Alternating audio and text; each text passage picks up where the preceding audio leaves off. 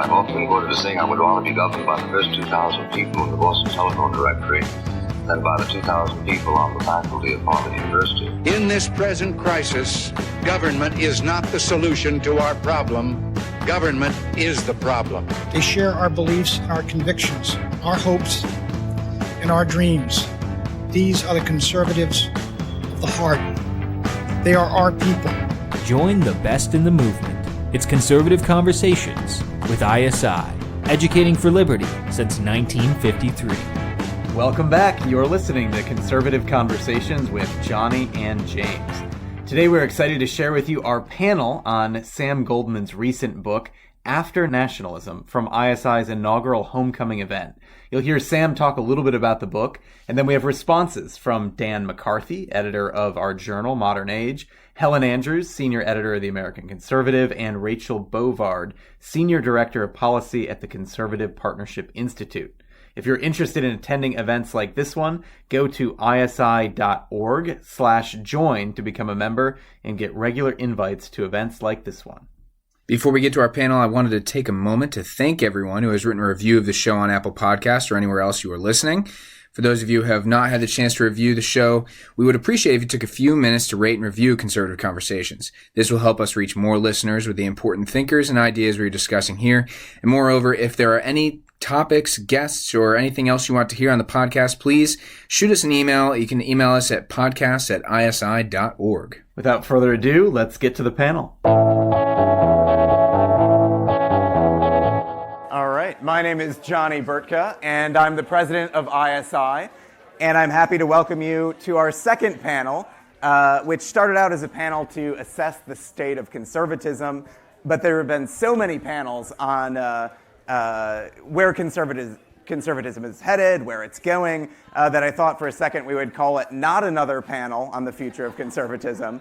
But then as I was pondering what on earth am I going to call this, Sam published a wonderful book called After Nationalism, Being American in an Age of Division. And Sam is actually the literary editor of Modern Age. Dan is the editor-in-chief, so this is really a editor's panel. And something that we're really trying to do more consciously at ISI this year is to integrate Modern Age into our student programming. I think we've got two of the sharpest thinkers on the right represented in Dan and Sam, and they complement each other's perspectives so well that we want to bring it into our student programming. We'll have a Meet the Editors panel at our honors conference this August in Williamsburg, so it's really exciting to have a panel devoted to the work they're doing in the publication. Before we get started, I just would like to introduce the speakers that you'll be hearing from. We've got Sam Goldman. He serves as the executive director of the John L. Loeb Institute for Religious Freedom at George Washington University, where he's the associate professor of political science, and he's also the literary editor of Modern Age. To his left, we have Dan McCarthy. He is the editor-in-chief of Modern Age, the director of the Robert Novak Journalism Fellowship Program at the Fund for American Studies. Next is Helen Andrews. She is a senior editor at the American Conservative. And Rachel Bovard, senior director of policy at the Conservative Partnership Institute. Not an editor. So she is in Modern Age, not forthcoming issue. That's right. So just to get started, I thought Sam's book was particularly timely because it really discusses the question of our identity. Who are we as Americans? And several years ago in D.C., when I was working there, we were organizing these regular dinners where we'd have scholars and think tank analysts and journalists come together for these dinner salons. And we actually did a dinner salon on this very topic. And the question that was presented to the group was, who are we as an American people? What binds us together, and what does it mean to be an American? And the participants, you probably would know most of the people in the room. I'm not going to mention who they were. Suffice it to say that their full-time job, they're being paid to have an answer to that question. And the question was posed to the group, and it was crickets. No one knew really how to respond. They knew maybe historically what it meant to be an American. They didn't really know what does it mean to be an American today? What constitutes our American identity? After the dinner discussion, I even asked a presidential historian the question, and he couldn't really give me an answer. So Sam's book, in some way, makes a provocative thesis that I was asking the wrong question, right? Instead, according to Sam, of searching for a mythical unity, a common denominator, or what he described as an impossible consensus, the better question, perhaps, is how do we live together peacefully in a vast, modern, commercial republic while maintaining the principles of personal freedom and legal equality found in our Constitution?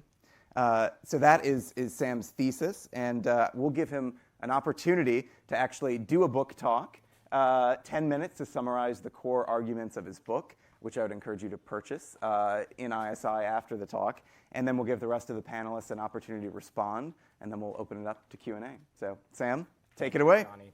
And before I begin, I do have a bone to pick with you, Okay. which is that you've set me up here with three of the most acute and devastating critics of our time, and I don't think that was really fair.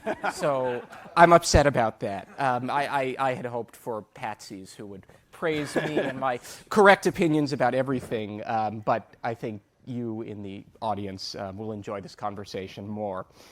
So the title of the book, as is often the case with books of this kind, is something of a tease, intended to attract your attention, but I think also susceptible to misunderstanding. So I want to begin by saying what the argument isn't before turning to what it is. And the first thing that I'm not saying in this book is that appeals to national symbols or history or rhetoric are a thing of the past.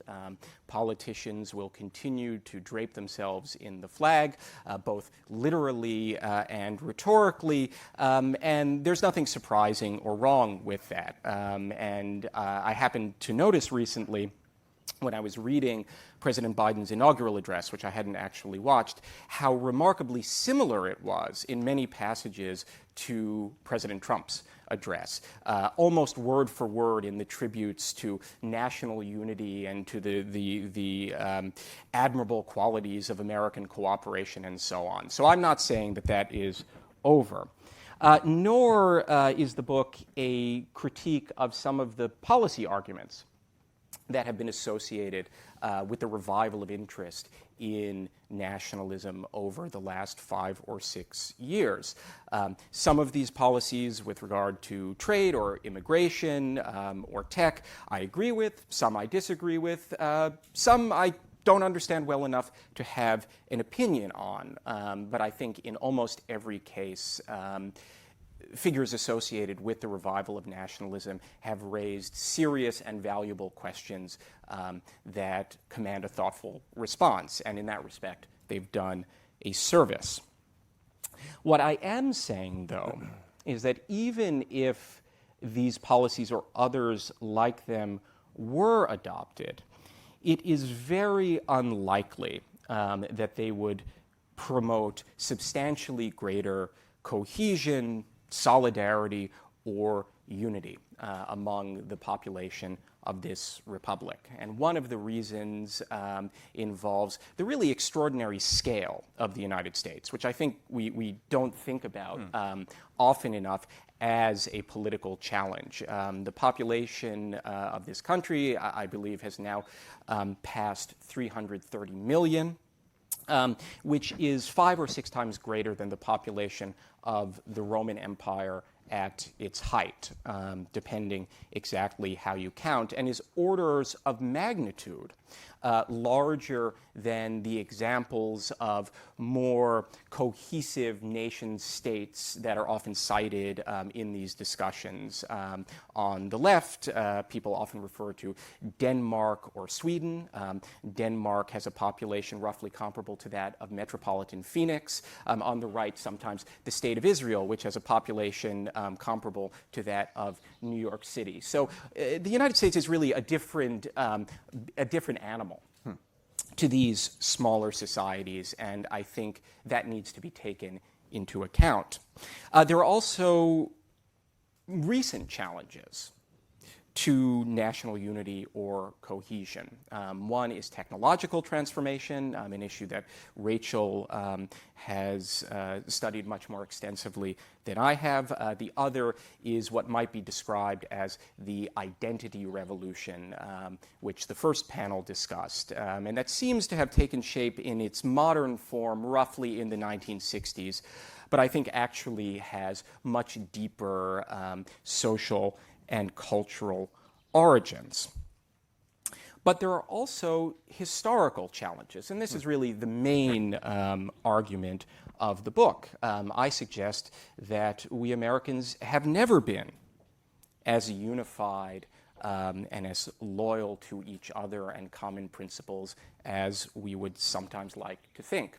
And in particular, I describe three symbols or metaphors that stand for different understandings of American national identity, each of which has had moments of success and contains elements of truth, but has also historically failed to answer the question of what it means to be American. And I designate these three visions: covenant, which is a way of describing and understanding of the American people as a chosen nation, comparable to the biblical people of Israel; crucible or melting pot, which is associated in popular memory with the port cities of the East Coast in the early 20th century, but I try to show historically was a more Jeffersonian idea that emphasized Western expansion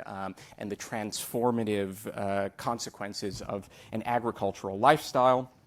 And finally, creed, which designates the argument that to be American is to uphold certain political and moral principles, an idea that certainly has precedence extending back into the 18th century, but that I think was fully articulated and institutionalized around the middle of the 20th century in connection with the Second World War and early Cold War. And I think that when many people today evoke a previous era of consensus and cohesion, that's really what they have in mind. So each of these moments contains elements of truth and was successful in different ways, but none worked continuously or generally. And I see American history as an ongoing process of reinvention and rediscovery in search of a sense of community that we need, but that also continually eludes us. And this raises the question of whether we might be in line for another reinvention or rediscovery. This has happened before and could conceivably happen again. And that may happen, but I think that we tend to look in the wrong place for these developments. Conversations on these issues revolve around formal education and classroom instruction. I'm just not convinced that those are the most significant formative institutions, to continue one of the themes of the weekend. And in particular, I think that if what we're talking about are narratives or stories or metaphors or visions rather than scholarly arguments, it is to creative culture that we must look for renewal rather than to textbooks and lectures. And in that respect, I think even more than in formal education, conservatives have been routed and should redouble energies. I was just talking to a film producer the other day who's trying to make a movie about George Washington. I don't know if this movie will be made. I don't know if it would be a good movie, but producing films and novels and stories and other arts that are not constrained by pedantic questions of scholarly accuracy seems to me of the highest importance, and is probably a more promising avenue for renewal than endless debates about what is taught in 10th grade. I also think that any effective response has to involve the revival of the sort of mediating institutions that the first panel discussed. And those institutions, it's important to understand, will often be institutions of disagreement and dissent rather than unity or agreement. When we associate effectively with others, it's usually because we share some belief or commitment or affiliation that's limited, whether it is a church or an interest group or a particular education institution. It works because it's not for everyone and doesn't attempt to be for everyone. And I'm very critical in the book of efforts that I think are actually more characteristic of the center-left than the right, to seek a sort of wishy-washy consensus through a process of subtraction in which we ignore all the things that we genuinely disagree about, passionately so, and try to find some vague and abstract principles that we can all sign our names to but don't really care about. It's through commitment to particular ideas that are not universally shared that we actually form and shape our lives. And it's through that process that I think the kinds of citizens that we need are most likely to be produced. I also think, though, and here I'm very sympathetic to some arguments associated with the new nationalism, that in addition to encouraging the development of new and better institutions, we need to discourage and undermine existing and bad institutions.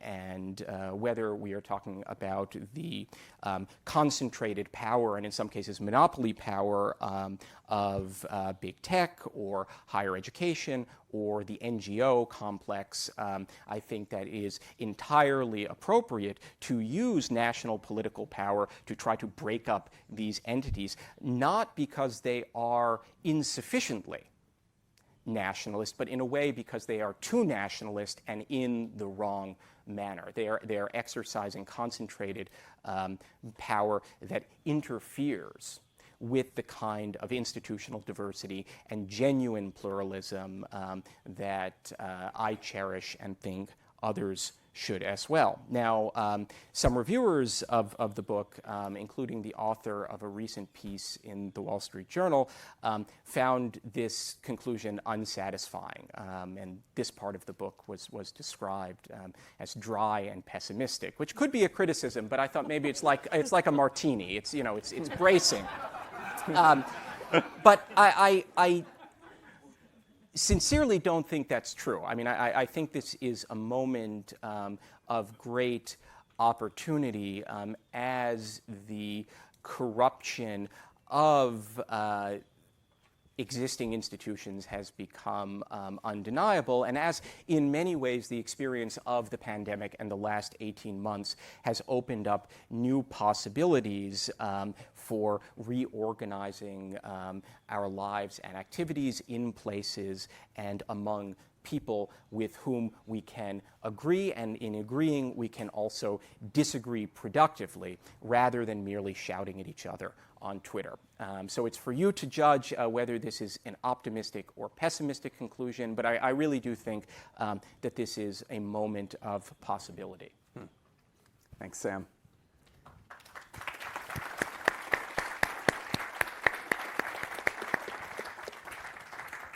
Dan, the floor is yours. Well, as both Sam and Johnny's opening remarks have indicated, when we talk about nationalism, we're often talking about apples and oranges.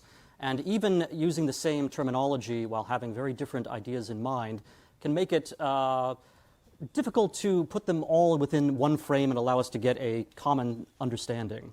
But I'm going to try to at least suggest some ways in which the use of nationalism right now as a political label does have some salience for the kinds of arguments that Sam has made in his book, which, as he has told us, is not primarily about current questions of economic nationalism or immigration or foreign policy. It's more about the overall notion of whether there should be a common identity that Americans share that has something sort of more substantial to it than might be indicated by simply nominal citizenship or what have you. And I do think that there is a a challenge here where academics, especially because the academy today, even people within the relatively more humanistic side of it, they want to have a strict scientific absolute definition of concepts and of the materials that they're working upon. They don't like messiness. And so I think that when you have an academic treating something like nationalism, which is messy and which is not amenable to a simple definition, you wind up creating what would be in other contexts called straw men. And in this case, I don't think Sam has set out to do that, but I think that you get a nationalism that's a little too brittle, a little too sort of firmly aiming at one particular goal, which in Sam's case is this goal of cohesion, this goal of unity. Whereas in fact, I think if you examine the ways in which American nationalism or nationalisms have operated over the course of the last 200 years and more, you'll find that they in fact exhibit and exemplify the kind of pluralism that Sam himself is interested in defending. So take, for example, this idea of the covenant. The covenant is a form of nationalism which Sam traces to the New England sort of experiment in Christian republicanism with the Puritans and so forth. And Sam quite rightly points out that there are elements of this to be found in the American Revolution and in the War of 1812. But of course, the American Revolution in general is not characterized by the ideology and by the particular view of nationalism that one finds in this New England idea of Christian republicanism. Thomas Jefferson had different ideas, for example. A wide variety of Americans had nationalistic aspirations in the Revolution. Quite obviously, it was a nationalist movement, without having the formula that Sam sort of emphasizes there. Similarly with the War of 1812, a lot of the jingoes who wanted to fight the War of 1812, who wanted to invade Canada, they were actually the opposite of the New England Christian Republican types. The Christian Republicans at that point, as Sam notes in his book, they wanted to actually secede. They had things like the Hartford Convention, where they discussed the fact that they didn't like slavery and they didn't like the War of 1812, and so they wanted to break away from America. I think it's strange to call that kind of secessionism a form of American nationalism. There is a sense in which it is fair. I mean, it is a kind of nationalism of a sort. Whether it's American nationalism or Christian nationalism is perhaps more of the question to be raised. But in any event, nationalism is a complex phenomenon in all of these eras from the founding on through to today. What makes it so salient today is the fact that so many of the problems we're facing, including the problems that our intermediary institutions and our subsidiary communities are facing, are things that require some degree of national defense and national engagement.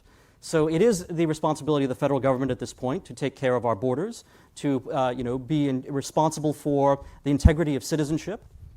It is the responsibility, of course, of our federal government to be in charge of foreign policy. That's been the case since the Constitution was first ratified. And in questions of trade, you often see people adopt rather romantic views of the idea that you could have just purely sort of state-based or local community economies that are divorced both from the national economy and from the global economy. But that's not the case. Obviously, the global economy, the power of a consumer force like China, the power of large tech companies and others, these have the ability to overawe any local community.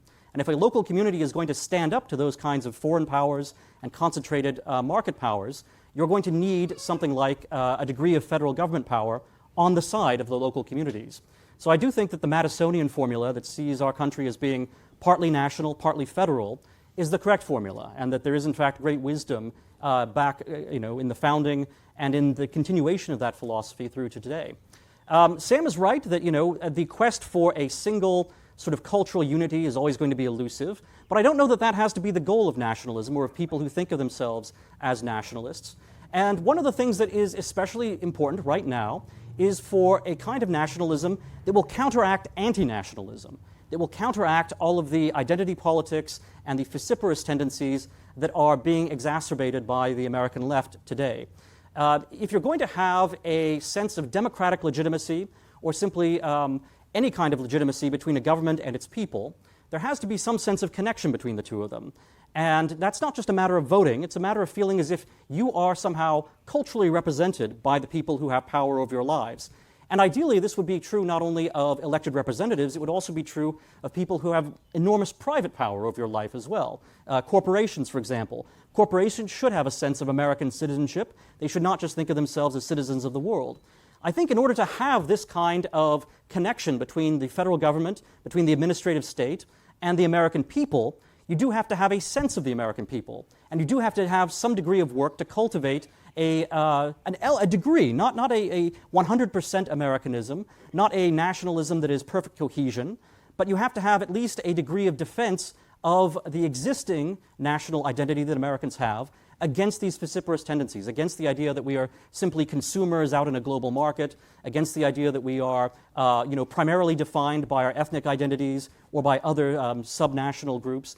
Our citizenship, the heritage that we have of our politics, and the sort of unconstructed, just cultural experience we have as Americans. Not an ideology, but simply a way of being. This is what nationalism should be understood as, and I think that it has enormous political salience right now. I think Sam's book is very valuable for raising important questions about nationalism, but I do think that in dismissing nationalism, as he tends to do, and being critical of the idea that you can have a mild nationalism, I think that is mistaken and, in fact, quite a dangerous conclusion.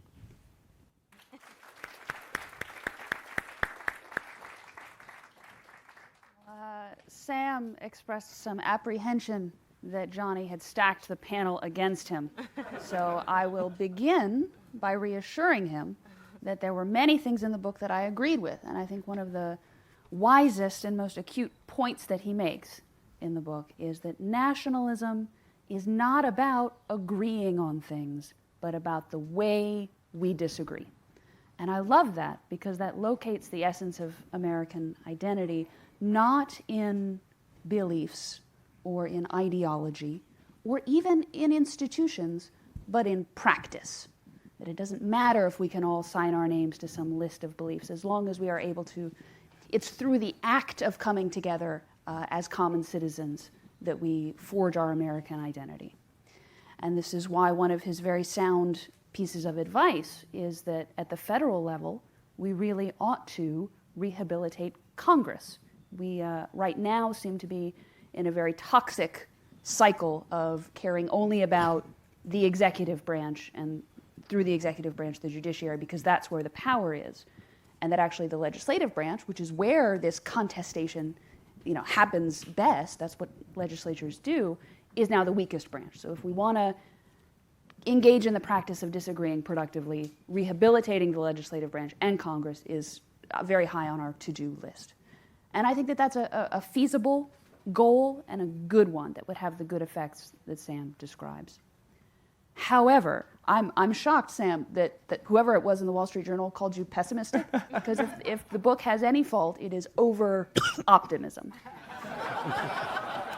And my pessimism is in the way that we disagree at a level down from the federal government, and that's the mediating institutions that Sam talked about. He said in order to have a healthy, productive nationalism, those mediating that's where it lives.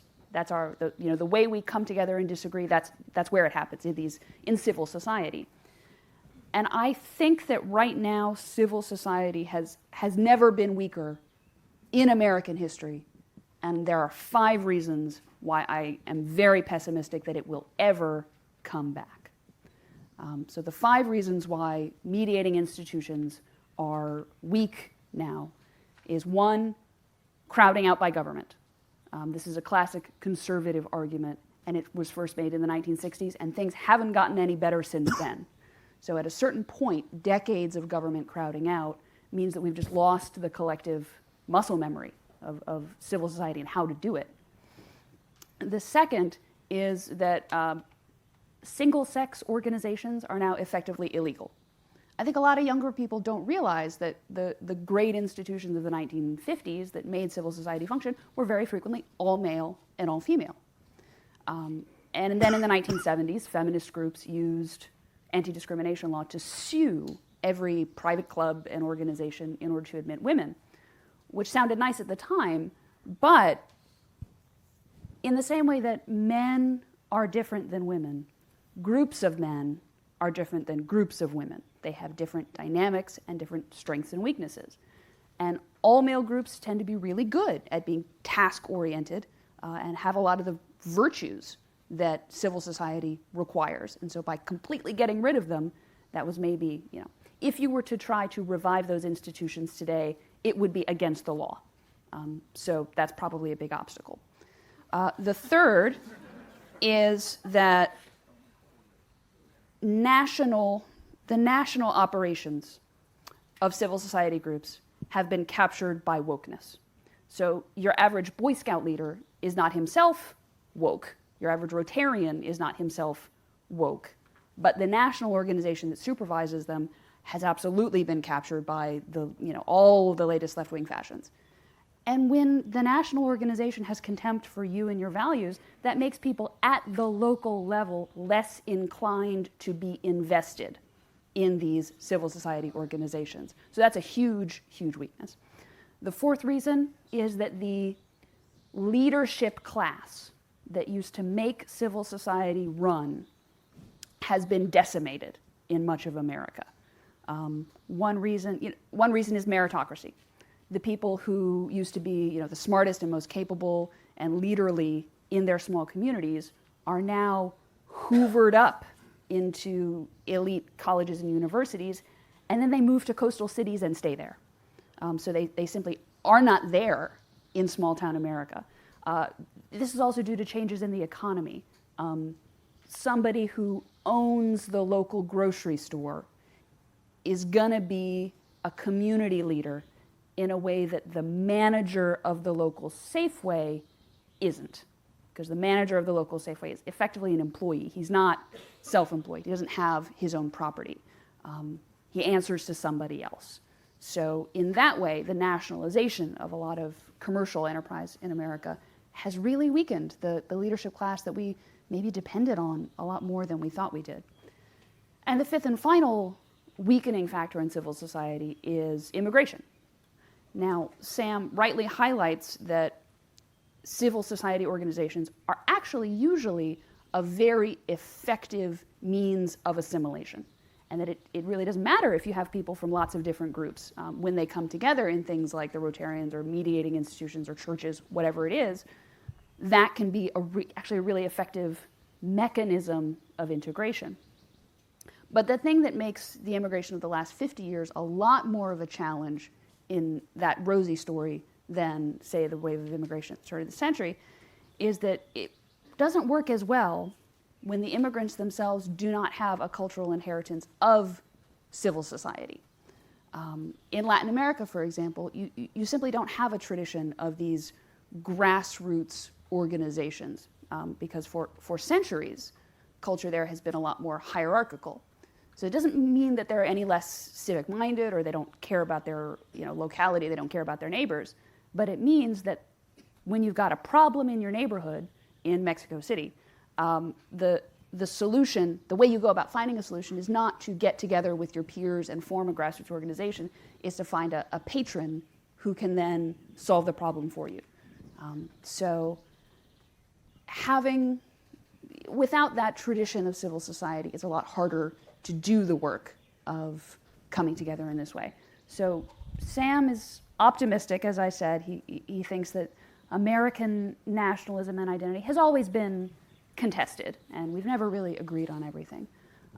But I worry that we may not be able to come together and forge a new American identity anew in this generation the way that we have in previous eras when American identity has been challenged or contested. So I'm just a lot more pessimistic. Hopefully somebody else can say something to cheer me up.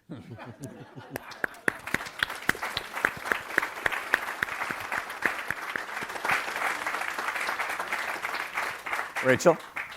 So Helen and I did not discuss our remarks before we got up here, though we did mention that women tend toward agreeableness, and in this case I will agree with much of her conclusions, because I think the way that you just put it, which is the function of how we disagree, is so central to what I think Sam is touching on in his book. And one of the threads I think you mentioned, Sam, and that you pull on slightly later in some of the symposiums that I've read and some back and forths, is this idea of our federal institutions being unwilling or now incapable of mastering the pluralism that I think is essential to American self-government and American democracy and American identity, as has always been, I think, understood. And what I mean by this specifically is the Congress, which Helen mentioned as well. And I think, the Article 1 function of the Congress is to represent so much of our differences.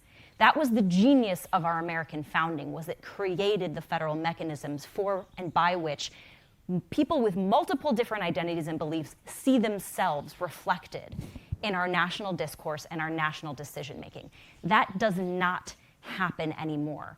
And by this I mean these great central questions of who we are and how we are going to live together are not debated, they are not deliberated, they are not voted upon. And in fact, in many of these cases, we as a government have chosen fiat. And what I mean by this is, if you're ever in DC in the spring and the fall, you will notice the entire city shuts down on Tuesday mornings, Wednesday mornings, and the third Monday of every month. Does anyone know why? That's when the Supreme Court announces how it has decided to rule us.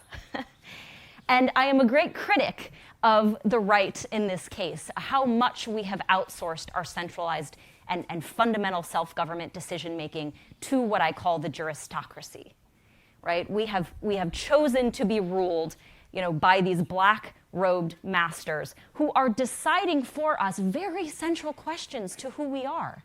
Questions of immigration, questions of abortion, questions of great cultural significance that all of us should have a say in are now handed down upon us. And of course, you're going to create division and factionalism when those decisions aren't made by the people's representatives. When we do not see these questions, in their full flourishing, and there will be tremendous disagreement. That's the point.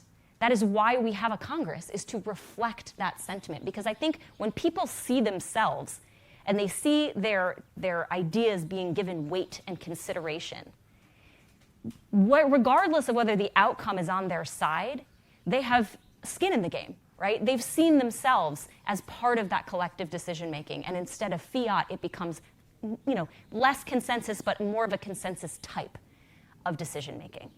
And this is really something, I think that if we do not reclaim it, will have deadly consequences.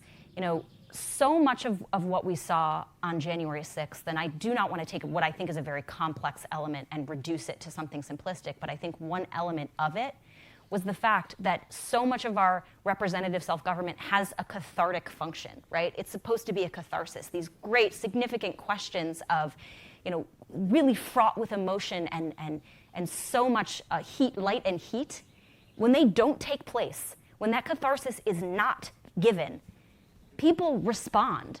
And you have these terrible images of people, rushing into the Capitol.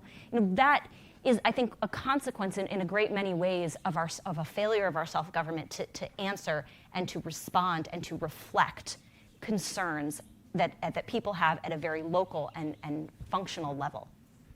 And so I really do think this question of identity cannot be solved if our self-government and our representative institution refuses to grapple with it. And they simply do not. I've talked about how I think they outsource so many of these questions to the judiciary, to the executive branch. But even very simple questions do not receive debate. I think it was the last session of the Senate had 6 amendment votes. 6. And if you go back to the Senates and the Congresses of the early 90s, 1992, 1993, it's 21 bills were passed in the 102nd Congress. Of those 21 bills, each bill had between 50 and 75 amendments, most of which were given to the minority party. What is interesting about that is at the end of those 21 bills, how many times do you think a filibuster was mounted? Once. And I would posit that the reason was because everybody participated in the process, right? They all had their say. They saw their priority come and be considered in the great, well of our democracy. And they said, okay, whether or not we've agreed, I've had my say. I've seen my idea considered. And there was no need for a filibuster at that point. And so I think until and if we are able to recapture that, we will still see, these divisions that become even more ingrained and entrenched in who we are. So I don't know if that's more optimistic or pessimistic, but I do think we have to recapture that Article 1 function, that representative element, or we will not be able to solve these questions of identity because they are so central to being, these questions have to be heard, and we have a system for that. That's the whole beautiful thing about this. We have a system that is designed to do this. We just have to, I think, recapture it. And I work in DC, I meet with a lot of these members of Congress, and I'm here to tell you that they are terrible. And I do not see a lot of the courage and fortitude that one will require to be the person, the Jimmy Smith in this case, that goes down and forces these questions. But maybe one day, some of you sitting here will do it for me. Thanks, Rachel.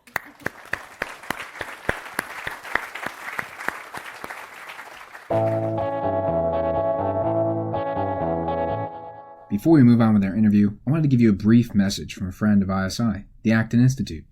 What good is freedom without virtue?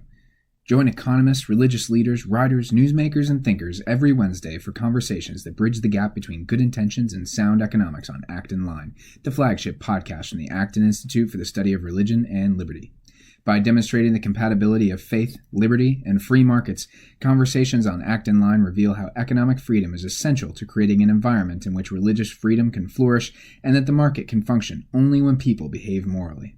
Faith and freedom must go hand in hand.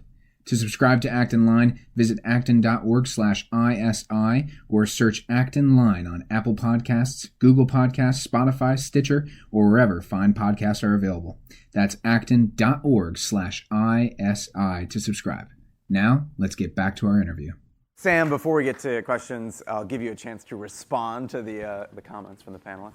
So, just briefly and in order, Dan politely but distinctly suggests that I've created sort of straw man version of nationalism that doesn't correspond well either to what's happening today or perhaps in the past. And I think to some degree that is an imperative in discussing anything. You have to have some definition or account of the phenomenon that you are talking about. But I do, in the book, particularly in the introduction, try to avoid a sort of caricature distinction between nationalism, which is bad and evil and mean, and patriotism, which is good and virtuous. And that's the way the distinction is often drawn. Because I think, and I agree with Dan, that these words have been used in very similar and often interchangeable ways in different contexts, and looking for some trans-historical essence is not going to be successful. So here's really the distinction that I do think is important, whether you want to call it nationalism, patriotism, or something else. And it builds on one of Josh Michel's observations in the first panel. One is an understanding of American identity and membership that is based on a direct practical encounter and is in certain ways open-ended. We don't know what the result is going to be until we do it, until we live together, as opposed to an understanding of what it means to be American, which is in certain ways similar to identity politics. It's predetermined. The answer is given. You don't need to find out through this encounter and through these formative processes what it means. You just need to assert who you are. So I'm in favor of the former, and again, if it pleases you to call that nationalism, that's fine. I really don't think the terminological debate is the important thing here. Although I do wonder whether if that is what you want, whether nationalism is the right label to sell it, because fairly or not, it does have unpleasant connotations, and I'm not convinced that struggling against those rewards the efforts. As for Helen, who manages to be more depressing than I am, I mostly agree that these are challenges. My historical instinct, though, is that these are not altogether new challenges, and there have been periods in which they have been met more effectively than we seem to be doing at present. And I think that in conservative or right-of-center circles, the so-called progressive era gets a bad rap because this is when people decided they hated the Constitution, they didn't believe in natural rights, and everything went to hell. But it was actually a period of extraordinary institutional and social innovation, which attempted to deal with some very similar phenomena. So I think there's inspiration there, even though it is impossible to transfer directly strategies or arguments that were effective in the late 19th century to today. And I think that includes immigration. I mean, I don't want to dismiss the influence of ancestral culture, but I'm not convinced that Latin American or other immigrants today are any less predisposed to civil society than, say, Southern Italians were 150 years ago. The difference is a political system that does not require, and in some cases, exactly as you and Rachel described, does not permit people to organize themselves in ways that I think would have this formative effect. So there has to be a liberation of civic energy and institutional creativity that I think requires reducing the influence of national institutions, and in particular the most concentrated institutions of national power. And that's another reason that I would hesitate descriptively to call this nationalism, even if others want to call some similar arguments or proposals by the same name. I agree entirely with Rachel, except on one important point, which connects to my defense of culture and imagination and storytelling as an element in civic life. And that's that Jimmy Stewart in Mr. Smith Goes to Washington is the worst possible model. This is the most pernicious image of what Congress should be, because he prevents members of Congress, members of the Senate who are engaged with their own constituents and are civic leaders in their communities from doing the business in a slightly dirty way that will deliver concrete benefits to their citizens. It's a totally fair critique. He has to stand on principle and demonstrate to everyone how wise and virtuous he is and how he's above compromise. So when I teach this movie to my students, I try to convince them that the corrupt Senator Payne is the true hero when Mr. Smith Goes to Washington. But I have not yet succeeded. Thanks so much, Sam. We'll now move to 15 minutes of audience questions, and we're going to start with the app. So we've got a question from Elise. To what extent has the economic growth we've experienced since the founding undermined national identity? You could also put it in the inverse. To what extent has the economic growth that we've experienced since the founding strengthened national identity, depending on which, I guess, historical period you're looking at? Right. Well, I mean, I'm not an economist or an economic historian, so I always recur to these vague sort of cultural categories rather than indulging in data. You know, I just don't know, and that's not really what I do. I mean, I think the issue, as I understand it, has less to do with economic growth per se than different technological and economic structures that impose different incentives.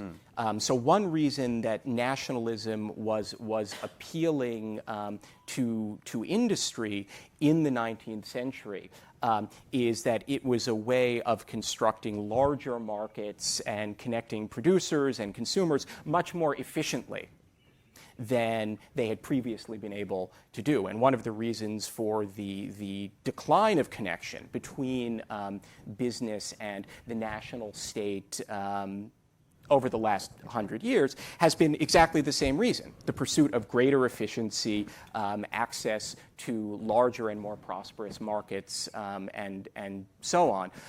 So, you know, my instinct in all of these questions, without having a definitive answer, is to think a little bit less about ideology. And I think that intellectuals in general, but conservative intellectuals in particular, tend to overemphasize the principle that ideas have consequences. So there are these bad ideas and we have to refute and expose them, and then we'll replace them with good ideas.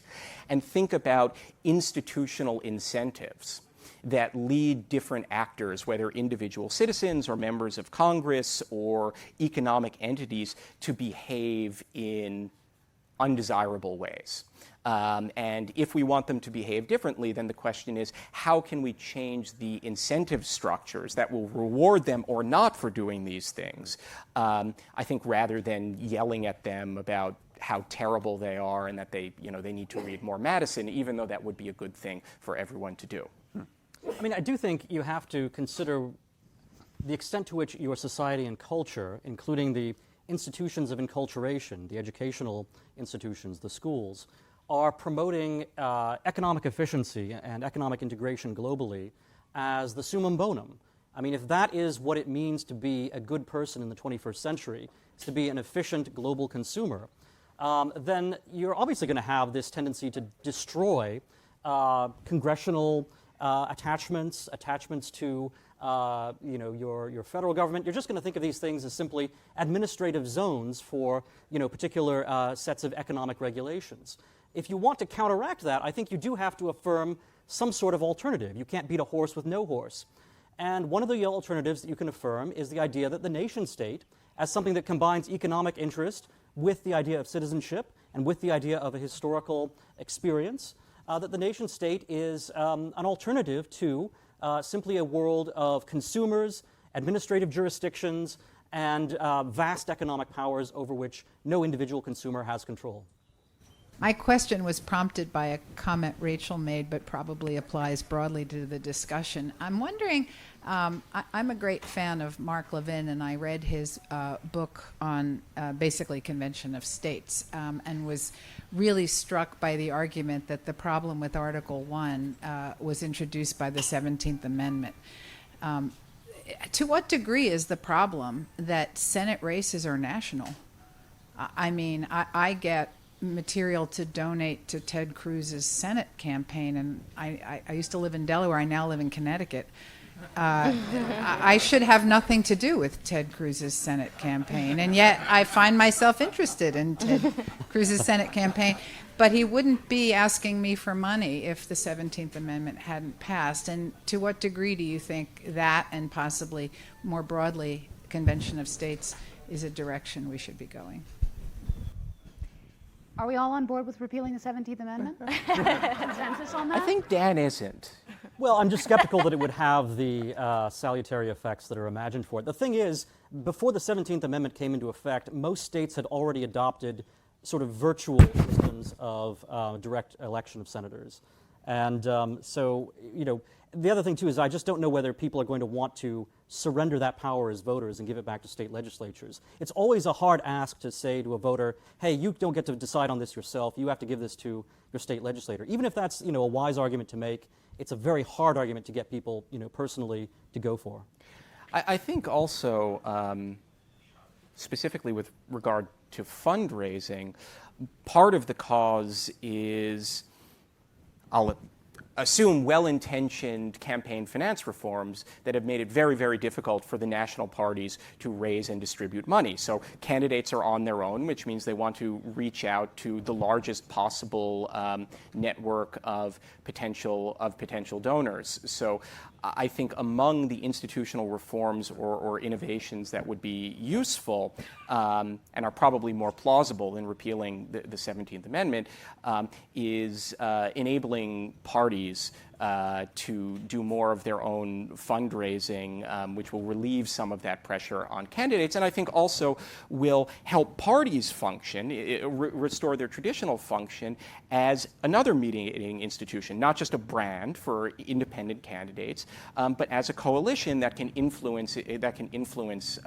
its members. So that seems more realistic to me. I don't think a convention of the states would be a good idea. Some of you may have seen the version of this produced by the progressive journal Democracy. They invited a number of constitutional scholars and historians to propose a new constitution, and it was an utter disaster. And I tweeted something like, the best argument for the genius of the framers is what everyone else proposes, even though it's easy to find particular elements of the Constitution that are obscure or we can imagine might be improved. I find it utterly implausible that we would do better on the whole, and I think we would almost certainly do worse. Jeff Paulette, front row. I find it kind of astonishing that all four of you discussed the problem of nationalism without discussing war at all. It is a chapter in Sam's book. Well, I haven't read the book. It was too dry and pessimistic for me. So, or worse, misguided and dangerous. I mean, that's. It was only the conclusion that was too dry and pessimistic. The book as a whole was slim and elegant, according to this reviewer.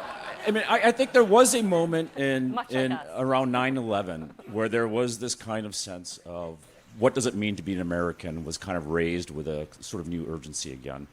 And I think war was offered as a solution to it, and it failed miserably. So I wonder if you could comment on whether it can be done, the kind of renewal that you're talking about can be done without war, whether the price would be worth paying in any case, and how that might relate to some kind of permanent war state or the sort of militarization of the culture. So I do have a chapter on this in which I argue that historically war has been the forge of nations, not only for the United States, but also for other nations. And I think that has encouraged a misguided enthusiasm for international conflict as a source of cohesion, which was on vivid display 20 years ago in ways that now seem quite disturbing, knowing as we do how it turned out. I think that significant military conflict would almost certainly have the opposite effect today, and whether you are concerned for peace in itself or for issues of national cohesion and solidarity, a more restrained foreign policy is in your interest. So that's one of these issues on which, whether you want to call it nationalism or call it something else, I think that my arguments dovetail with those of some of the people that I'm disagreeing with. Yeah, I would agree with what Sam has said. It seems to me interesting that some of the most outspoken critics of American foreign policy over the last 30-plus years have in fact been self-identified nationalists, people like Pat Buchanan. Nationalism today in America, as a salient label, tends to actually be much more anti-war, much more realistic and restrained in its foreign policy than liberalism and humanitarianism and a more universalistic approach to an outlook on America's role within the community of nations and so forth. It's actually liberalism that's been driving the wars of the last 30 years. And you can look at the rhetoric that President George W. Bush employed. You can look at the rhetoric of Bill Clinton. All of these things are usually not making the case for American national interests, for America as having a nationalism that has to be expressed through these conflicts. Instead, it's about universal rights that have to be championed, vindicated, and established everywhere. In Afghanistan, for example, over 20 years.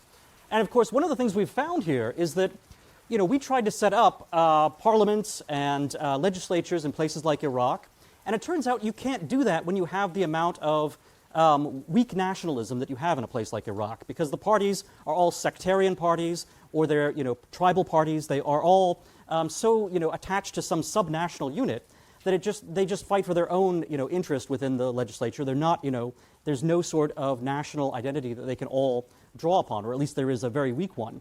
And I don't want to see America take that same sort of path. I don't want to see identity politics and a strengthening of extreme fractionalism cause a progressive weakening of our legislative power. And traditionally what you need in order to have something that is so multicultural and so not just pluralistic but hyper-pluralistic is that you need a powerful centralized authority, a singular executive, a singular kind of emperor figure, in order to dominate that otherwise disagreeing community of just fragments that is not a nation. I think America has to avoid that fate, and in order to avoid it, we have to work seriously to strengthen the idea of the America as a nation state. And on that note, let's give our panelists another round of applause.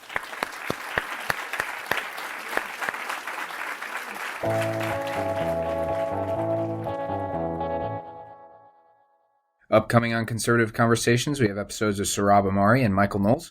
And thank you for listening to Conservative Conversations with ISI. If you have enjoyed this podcast, please feel free to head over to isi.org/resources to see all that we offer our members, including the Intercollegiate Review, select modern age articles, ISI books, and of course, this podcast. Thanks again for listening. Don't forget to rate and review, and we will see you next time on Conservative Conversations with ISI.